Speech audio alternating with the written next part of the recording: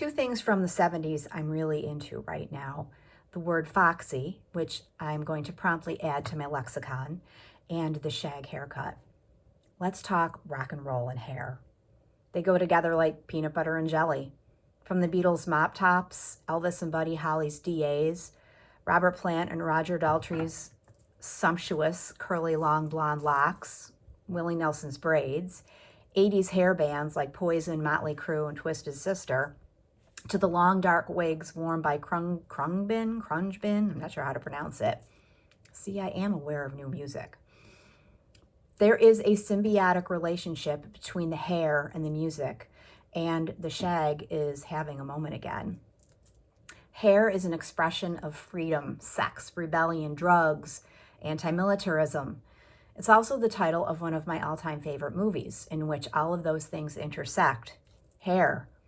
For me, there is just something about a singer with a shag, though, and a true shag, not a mullet. They are most definitely different, and one is way more foxy than the other. Foxy singers with shags from the 70s included Rod Stewart, Ronnie Wood, Keith Richards, Mick Jagger, David Cassidy, David Bowie, and of course those Scottish lads, the Bay City Rollers. And of course the foxiest of them all, Benjamin Orr. Ben could rock that haircut as a blonde, a brunette, and every shade in between.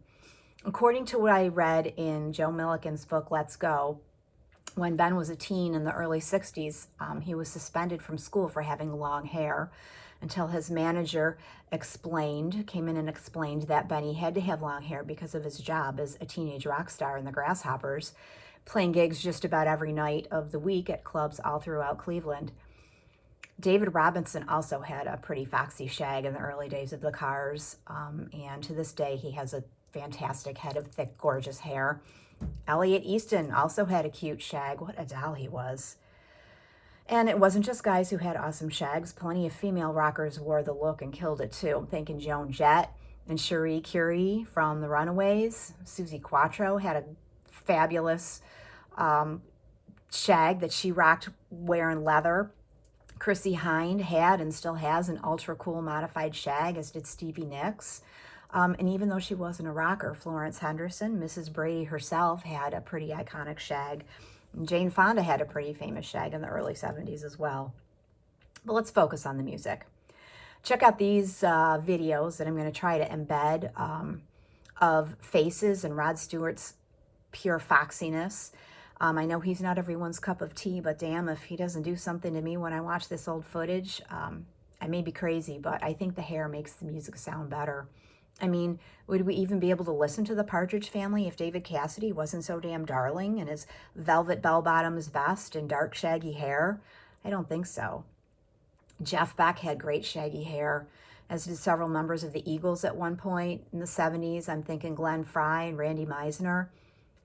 See, who am I missing? Who else had a rock and roll shag? Warren Beatty had a great shag when he played the hairdresser in the film Shampoo. Freddie Mercury had a shag going on. So did Paul McCartney in his Wings era.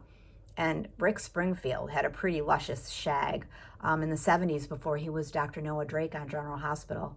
And even non-rocking musicians like John Denver had a shag for a while. So what is it with musicians today? Why don't male musicians have hair, glorious hair, like they did in the 50s, 60s, 70s, 80s? You know, even in the grunge era of the 90s, rockers had distinctive long hair. Am I missing something or someone? If so, please point me in the right direction.